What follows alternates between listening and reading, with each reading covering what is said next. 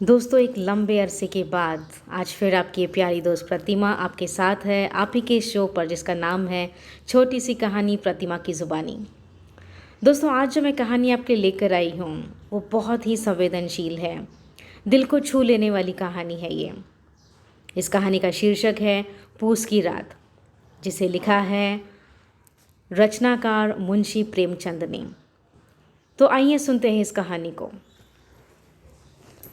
हल्कू ने आकर स्त्री से कहा, सहना आया है, लाओ जो रुपए रखे हैं उसे दे दूं, किसी तरह गला तो छूटे। मुन्नी झाड़ू लगा रही थी, पीछे फिरकर बोली, 3 ही तो रुपए हैं, दे दोगे तो कंबल कहाँ से आवेगा? माघ पूस की रात हार में कैसे कटेगी? उससे कह दो फसल पर रुपए दे देंगे, अभी नहीं। हल्कू एक क्षण अनिश्चित दशा में खड़ा रहा। पूस सिर पर आ गया।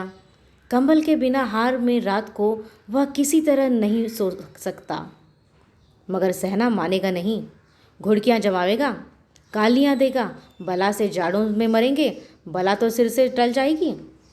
यह सोचता हुआ वह अपना भारी भरकम डील डॉल लिए हुए, जो उसके नाम को झूठा सिद्ध करता था, अपनी बीवी के समीप आ गया और खुशामद करके बोला, ला दे दे, गला तो छूटे, कंबल के लिए दूसरा उपाय सोचूंगा। मुन्नी उसके पास से दूर हट गई और आंखें तरेरती हुए बोली, कर चुके दूसरा उपाय, ज़रा सुनो कौन सा उपाय करोगे? कोई खैरात दे देगा कंबल? न जाने कितनी बाकी है जो किसी तरह चुकने में ही नहीं आती। मैं कहती हूँ तुम क्यों नहीं खेती छोड़ देते? मर मर कर काम करो, उपज हो तो बाकी दे दे। चलो छुट्टी हुई, बाकी चुकाने के लिए तो हमारा जन्म हुआ है। पेट के लिए मजूरी करो, ऐसी खेती से बाज आएं, मैं रुपए न दूंगी, न दूंगी। हल्को उदास होकर बोला, तो क्या गाली खाऊं? मुन्नी ने तड़प कर कहा, गाली क्यों देगा, उसका राज है। मगर यह कहने के साथ ही उसकी तनी हुई भौएं ढीली पड़ गई। हल्को के उस वाक्य में जो कठोर सत्य था, वह मानो एक भीषण जंतु की भांति उसे घूर रहा था। उसने जाकर आले पर से रुपए निकाले और लाकर हल्कू के हाथ में रख दिए। फिर बोली, तुम छोड़ दो आपकी इस खेती, मजूरी में सुख के एक रोटी तो खाने मिलेगी, किसी की धौंस न रहेगी। अच्छी खेती है, मजूरी करके लाओ, वह भी उसी के झोंक दो, उस पर से ये धौंस। हल्कू ने रुपए लिए और इस तरह बाहर चला गया मानो अपना हृदय निकाल कर देने जा रहा है। उसने मजूरी से एक एक पैसा काट कर 3 रुपए कंबल के लिए जमा लिए थे। वे आज निकले जा रहे थे। एक एक पग के साथ उसका मस्तक अपनी दीनता के भार से दबा जा रहा था।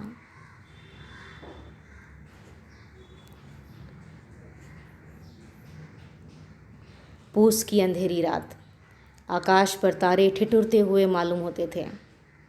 हल्कू अपनी खेत के किनारे ऊख के पत्तों की छतरी के नीचे बांस के खटोले पर अपनी पुरानी गाड़ी की चादर ओढ़े पड़ा कांप रहा था। खाट के नीचे उसका संगी कुत्ता जबरा पेट में मुंह डाले सर्दी से कूं कूं कर रहा था। 2 में से एक को भी नींद न आती थी। हल्कू ने हाथ निकालकर जबरा की ठंडी पीठ सहलाते हुए कहा, कल से मत आना मेरे साथ, नहीं तो ठंडे हो जाओगे।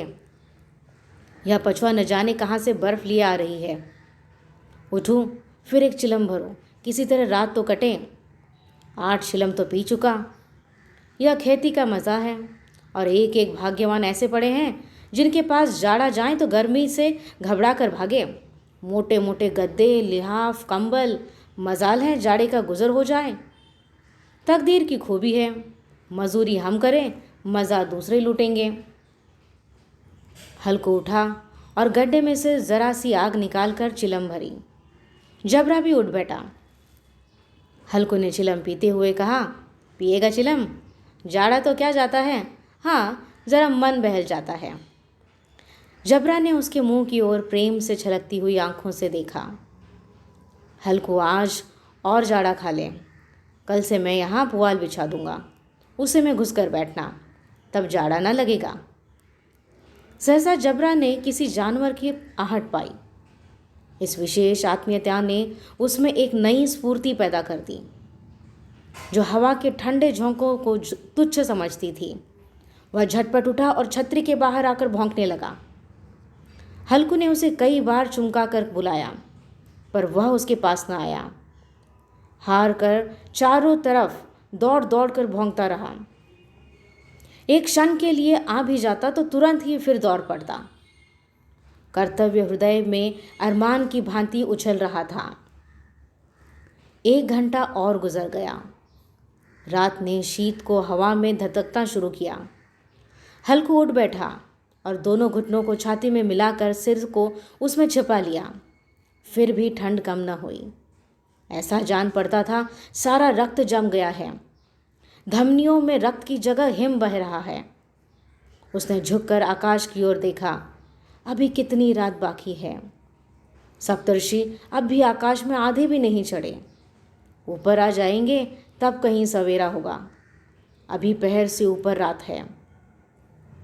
उसने पास के अरहर के खेत में जाकर कई पौधे उखाड़ लिए और उनका एक झाड़ू बनाकर हाथ में सुलगता हुआ उपला लिए बगीचे की तरफ चला।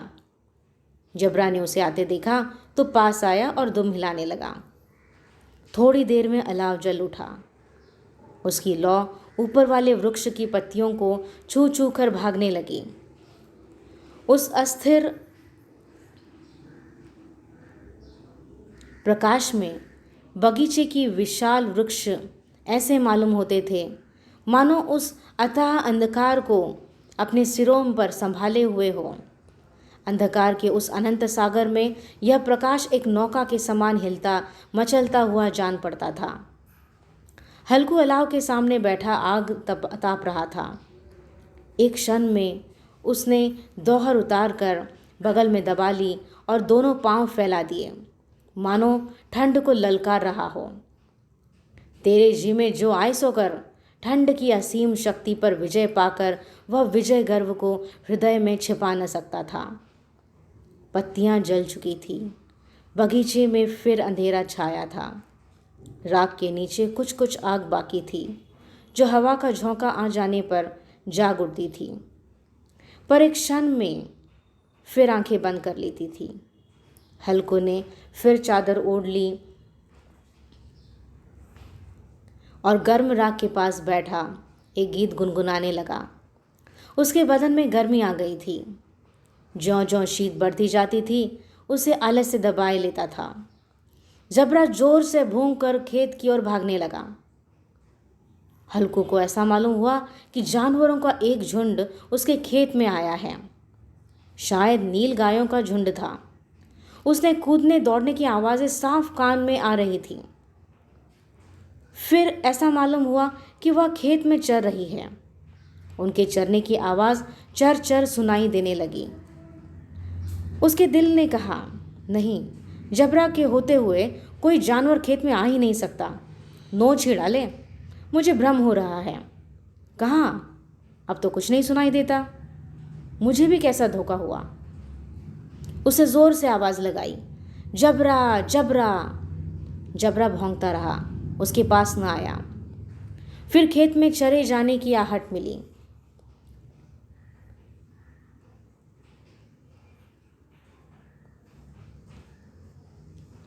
अब वह अपने आप को धोखा न दे सका। उसे अपनी जगह से हिलना जहर लग रहा था। कैसा धंधाया हुआ बैठा था।